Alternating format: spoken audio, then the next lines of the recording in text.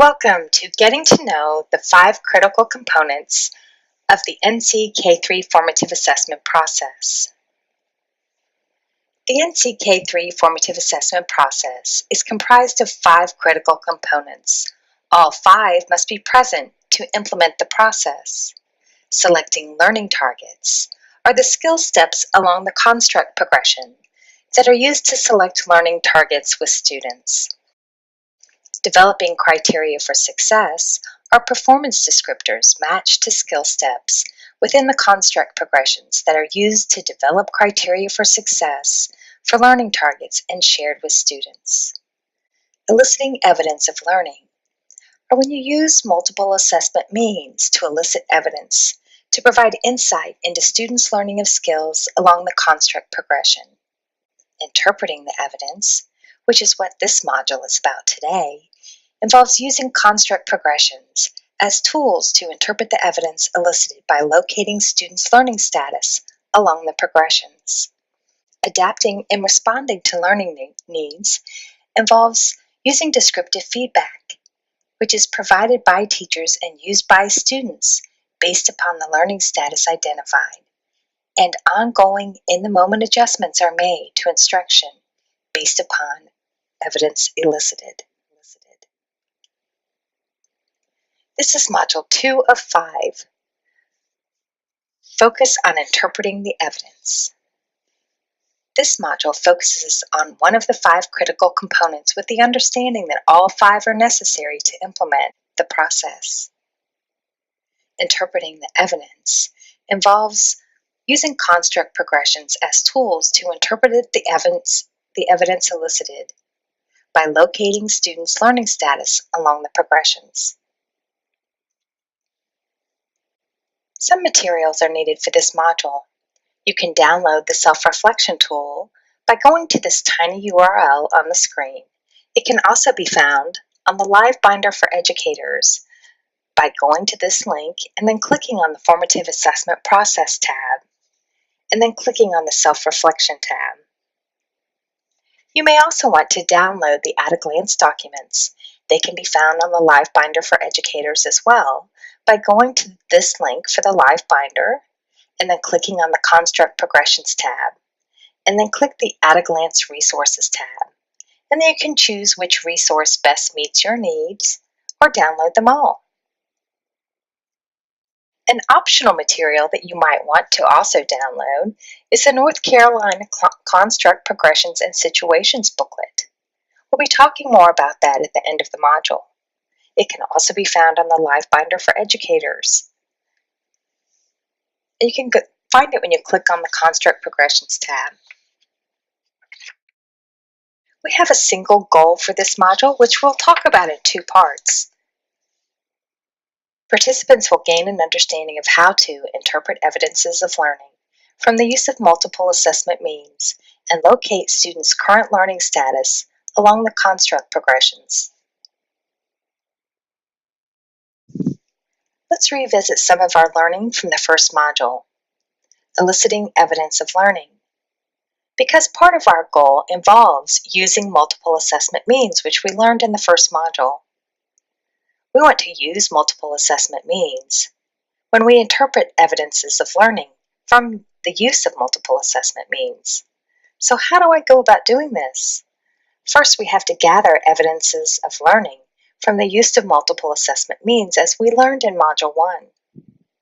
So we want to look for multiple opportunities during instruction, daily and ongoing, to elicit evidence of learning. We also want to look for a balance of time during the school day that will allow for teacher-initiated and child-initiated opportunities to elicit this evidence. During the first module, we talked about a couple of examples from the KEA pilot. Here's an example of a teacher-initiated opportunity to elicit evidence of learning. 2 of our pilot teachers, Angela Coram and Mallory Moore from Stokes County, did a series of lessons using the book David Goes to School by David Shannon, and they noticed that they were able to observe several of the skills along the construct progressions By doing this series of lessons, they simply ask themselves, what are we teaching this week? And how does that match to the construct progressions? And that allowed them to elicit this evidence of learning using teacher-initiated opportunities. They were able to elicit fine motor skills, following directions, emotional literacy, object counting, and letter knowledge. Another example that we shared during the first module from a KEA pilot teacher that was child-initiated was Kimberly Harshall's example from Orange County. In Kimberly's classroom during center time, students are engaged with lots of activities, with books, letter activities, and counting objects. As you can see, this child created a Play-Doh pancake and cut it into pieces and was able to count each piece. It was a planned and purposeful time to gather child-initiated evidences of learning across multiple constructs for students. So using our module goal, we want to interpret evidence by locating students' current learning status along the construct progressions. So how do I do this? The tools for interpreting multiple assessment means are the construct progressions. Locate the skills you observe students demonstrate along the construct progressions. If you are uncertain about where to locate students' current learning status, use the performance descriptors for the skill steps as a guide. Performance descriptors paint a picture of each skill, providing classroom examples of what you might observe. Locating students' current learning status using the technology platform. Choose what works best for you. The platform contains the construct progressions, which can be viewed when you have documented evidences. Then you can record students' learning statuses that match the evidence recorded. Teachers have also used flipbooks and at-a-glance versions of the construct progressions, and then uploaded them to the platform. Here's an example from the pilot. Megan Turner from Alamance Burlington School System created flipbooks with the construct progressions, and she was able to put sticky notes on each progression when she observed a student demonstrating this skill. Let's go to the platform now and interpret the evidence using the technology platform. Here's an example of a note, a piece of evidence, documentation, that I've added to the platform. This one is for object counting. So you can see here's the note that I added. I've got the student's name, the date, the note. Cindy was counting pieces of Play-Doh, and I asked, how many pieces do you have? She said 10. I asked, how do you know? She said, I did it in my head. I don't need to do it again. And I haven't attached a file, and I haven't selected a construct. So once I have this piece of evidence loaded into the system, in order to assign a construct, I need to click Edit Evidence.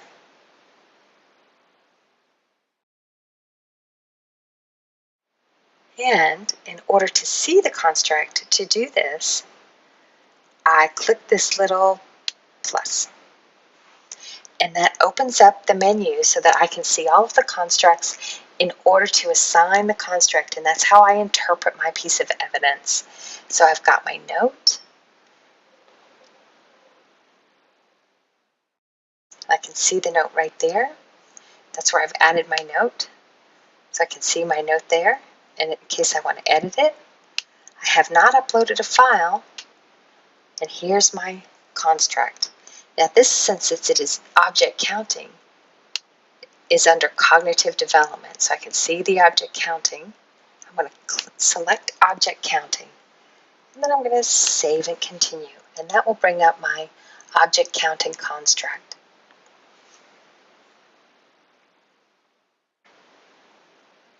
Now what I'd like to do, I have a couple of choices here. I would like to see the performance descriptors so I can be sure that I'm making the correct choice as I'm looking at the skills. So I'm going to click on Show Performance Descriptors. The other thing that I like to do when I'm in the system is I like to have this skill view instead of the progression view so that I can see the skill here with the performance descriptor right under it. It just provides a wider view on my screen, which I like better. So now I have the skill and the performance descriptor right underneath it. And I'm going to look at a couple of these and see what I can see if this is going to help me interpret this evidence.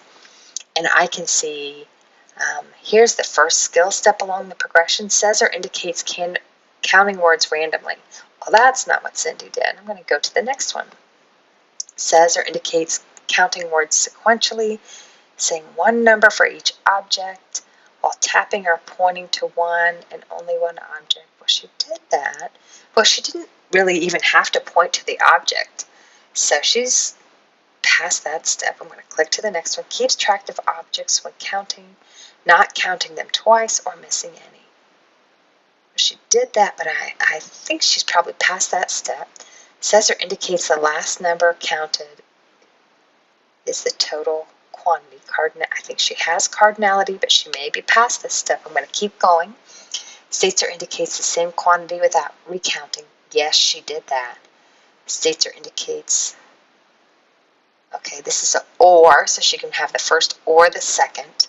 She definitely has that first step. I'm going to go and see what the next step is.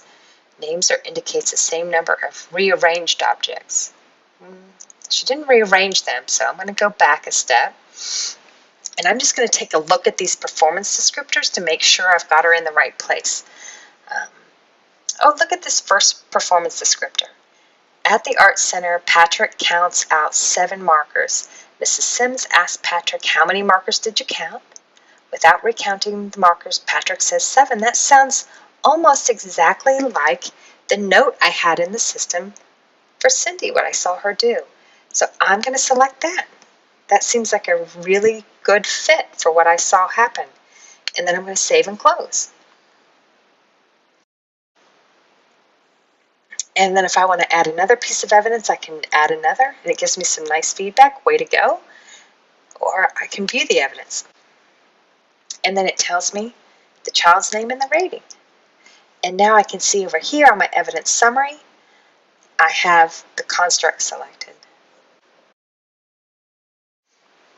So, what if I still have questions about how to interpret the evidence I gathered?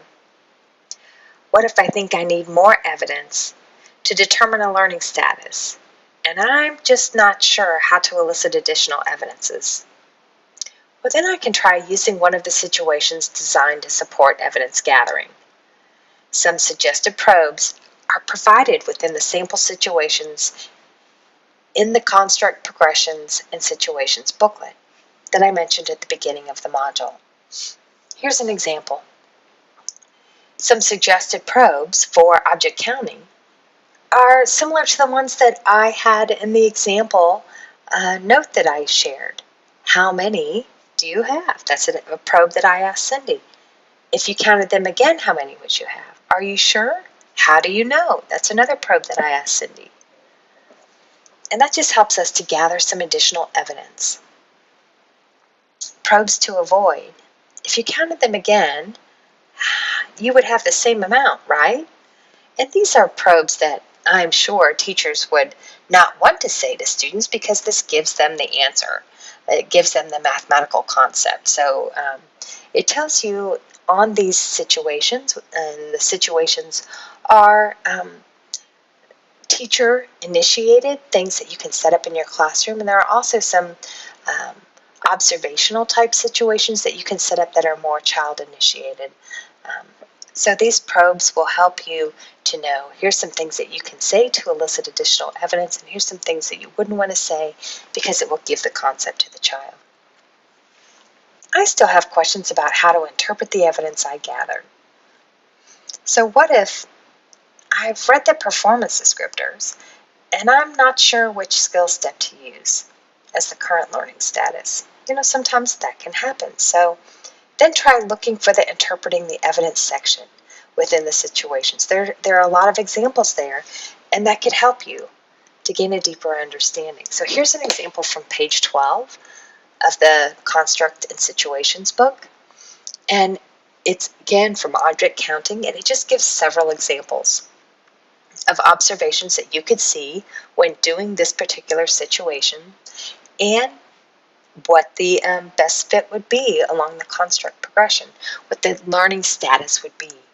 So an observation, and then this is how you would interpret this particular piece of evidence.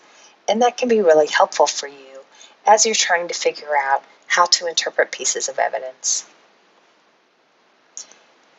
You can download this booklet, the North Carolina Construct Progressions and Situations, for free, a digital copy, on the live binder, as I showed at the beginning of the module.